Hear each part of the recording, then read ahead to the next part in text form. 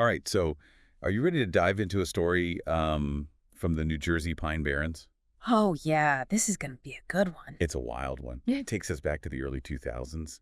A group of people heading to like an underground Psytrance party and Yeah, what's really interesting right off the bat is this whole thing is set in the Pine Barrens. right. And the Pine Barrens have this unique place in local folklore, Oh, absolutely. It's like this place where like reality and myth kind of get all mixed up, Yeah. especially with that whole Jersey Devil legend. Yeah, for sure. And the article we're looking at today is from transam.org. It's called The Blue-Eyed Devil and Pine Barrens Photos. Oh, yeah, that's a classic. And the author does such a good job at describing the journey to get there. Oh, You know, you can picture it like these dark highways cutting through these thick forests and abandoned towns that feel like straight-up ghost towns. it's creepy. Right, and then there's even a road marked Bombing Range Road. Mm. Like, how ominous is that? Yeah, that's a little scary. Especially when you're trying to find a hidden party in the middle of the night. Yeah, right? Yeah. Like you said, And it's also- like stepping into a different world. Oh, yeah. And it's not just the place, it's the whole scene too, right? Totally. We're talking about the underground rave scene. Yeah. People creating their own spaces to express themselves, to connect with each other, Yeah, driven by this, like, desire for something outside the mainstream. exactly. And the author even mentions specific groups like PSI, 28th Day, and DMT, Yeah. which were huge in the Psytrance scene back then. Well, I was going to ask about that, actually, for those of us who might not be familiar. Yeah. What exactly is Psytrance music? Oh, well, Psytrance is short for psychedelic trance. Okay. It's electronic music known for its fast tempos, Makes sense. hypnotic melodies, and layered soundscapes. Okay. Yeah. It often incorporates elements of world music and tribal rhythms. So it's really immersive then. Oh, yeah. It's like a ritualistic experience, especially in a live setting. Oh, wow. And it's not just music, it's a whole subculture. Oh, I see. With its own visual art, fashion, and social dynamics. That's super cool. It's very unique. So picture this, right? Our group of partygoers driving deeper and deeper into the Pine Barrens, Okay. guided only by this distant thump of Psytrance music Yeah. and some pretty vague directions. Oh, boy. So they're lost driving in circles, which honestly sounds kind of funny until Oh. they hit a major obstacle. Yeah. What is it? The water. That's what the author calls it. The water. It's a seemingly impassable stretch of deep puddles blocking their path.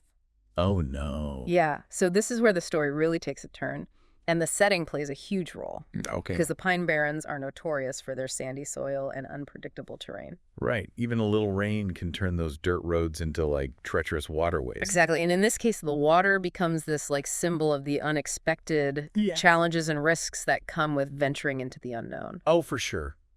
So they're faced with a decision, right? Okay. Turn back or charge through. What do they do? Well, fueled by adrenaline and, maybe a bit of party-induced optimism, Makes sense. they decide to go for it. Oh, boy. But surprise, surprise, things don't go as I planned. was gonna say. The van gets stuck, Yeah. and they're stranded in the middle of nowhere, Oh, no. surrounded by darkness Yeah. and all the eerie sounds of the Pine Barrens. Spooky. Right. And we have to remember the context here. Yeah. They're on their way to a rave, Yeah. likely under the influence of psychedelics, Oh, right. which probably heighten their senses and emotions. Totally. So the isolation, the darkness, the feeling of being trapped Yeah. would all been amplified, Yeah. creating this like sense of unease and vulnerability. Definitely. It's like the perfect setup for a horror movie, right? Oh, yeah. And then just when the tension is at its peak, What happens? a figure emerges from the darkness, Who is it? the Blue-Eyed Devil, Oh, wow. a local in a beat-up pickup truck appearing seemingly out of thin air to offer help. It's like that classic trope, you Right. know? The stranger who shows up when you need them most. Yeah, and the author's initial reaction to this guy is interesting. Oh, house. They describe him as someone potentially dangerous, Oh. which plays into those existing stereotypes and anxieties we have about rural communities. Right. Especially isolated ones. Yeah, it's like that gut feeling you get Yeah. that something's not quite right, even if you can't explain why. Exactly. And in this case, those instincts turn out to be more accurate than anyone could have imagined. Oh, yeah. But we'll get to that. Yeah, we'll get to that later. But sure. But for now, let's just focus on the situation at hand. Okay. This stranded group, this enigmatic rescuer, and a whole lot of uncertainty hanging in the air. Yeah, this is intense. I know, right? Can't wait to hear what happens next. Me neither. So the Blue-Eyed Devil, he shows up in his truck, and Yeah. Everyone's like super relieved, right? Of course. They're finally out of this predicament. Yeah. The author even mentions that, like, the rescuer starts getting this big pile of party favors, Oh, wow. as a thank you. Yeah, that's pretty generous. Right. You really get the sense that they're all just happy to be on the move again. Yeah, back on track. To the party. To the party, exactly. But it's funny, though, because, like, Yeah. thinking back on it, Yeah. it's such a contrast Yeah. between his actions, right? Yeah. Like helping them, Yeah. and those initial stereotypes that the author had about him. Yeah, you never really know who someone is until you get to know them. Right. It makes you think, like, are our first impressions ever really accurate? I mean, sometimes, yeah, but sometimes they're totally off base. Yeah, it just goes to show you that people can surprise us in both good ways and bad ways. Oh, definitely. You. In this case, the surprise comes later. Yeah. And it's definitely more on the unsettling side. Yeah. Years later, the author makes this, like, truly chilling discovery about their rescuer. Oh, no. What is it? So it turns out the Blue-Eyed Devil Yeah. was part of a white supremacist band. Hmm. And to make things even worse, one of his bandmates ended up committing a mass shooting at a Sikh temple. Oh, my God. That's horrible. It's just like this total bombshell that completely changes how you view the whole encounter. Yeah, it casts like a really dark shadow over what seemed like a good deed. Right. It makes you wonder if he was just putting on an act that night, Yeah. Like, was he being genuine? Yeah. Was it all fake?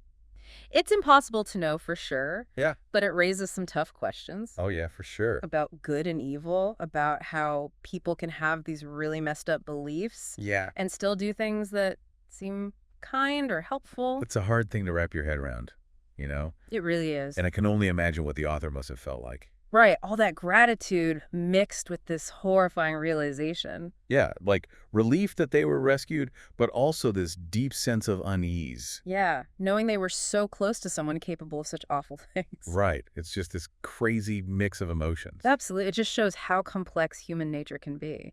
Yeah, and how even a seemingly random encounter can have these, like, really profound implications. Yeah, you never know who you're going to meet or what their story is. And there's also this feeling of vulnerability, too. Oh, like, right. they were literally at the mercy of this guy. In the middle of nowhere. In the middle of nowhere. Yeah, that's scary. It adds this whole other layer to the story. Definitely. And you know what? Yeah. This story doesn't end there. What do you mean? There's another twist.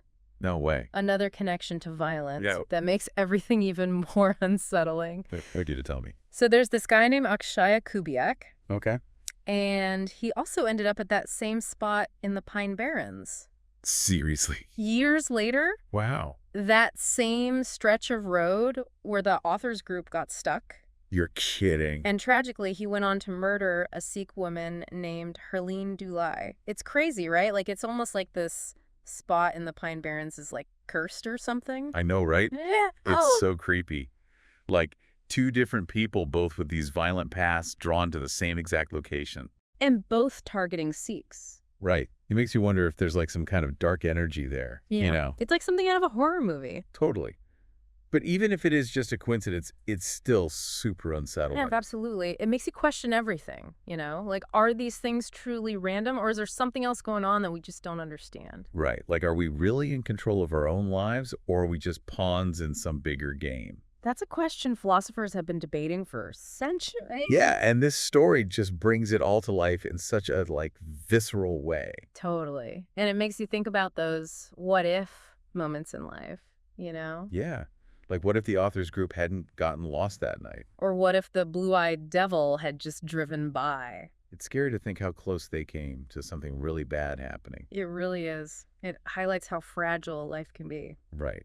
And how much of it is just left up to chance. It's a tough pill to swallow, but it's the truth. So what do we do with that knowledge? Well, I think it's important to acknowledge the emotional impact of these kinds of events. Yeah. So not just for the victims, but for anyone who's affected, even indirectly. Like the author in this case. Exactly. They weren't directly involved in the violence, but they clearly still feel the weight of it. Yeah, they talk about this feeling of unease and all these what-ifs.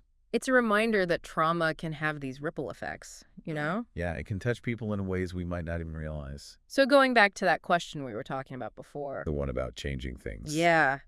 If you could go back knowing what you know now, would you do anything differently? Would you avoid that road in the Pine Barrens? Would you refuse the Blue-Eyed Devil's help? It's tough to say, right? We make decisions based on the information we have at the time. Right, and sometimes those decisions lead us down paths we never expected. But it's not helpful to dwell on the past, you know? Yeah, I get that. It's more important to focus on what we can learn from these experiences and how we can move forward. So what are the takeaways here? Like, what can we learn from this whole deep dive into the Pine Barrens? Well, I think it's a reminder to be aware of the world around us, Okay. to recognize that there's both good and evil out there, and sometimes it's hard to tell them apart. That's for sure. And I think it's also a lesson in empathy, Yeah. understanding that everyone has a story and that our actions can have these unintended consequences. And that even seemingly random encounters can have a huge impact on our lives. Exactly. Wow, this has been quite the deep dive. It has been, hasn't it? So much to think about. And for anyone who wants to explore more stories like this one, Yeah. I highly recommend checking out transam.org. It's a really cool website. It's full of firsthand accounts and insights into all sorts of subcultures. But be warned, you never know what you're going to find. That's right. Sometimes the truth can be pretty unsettling.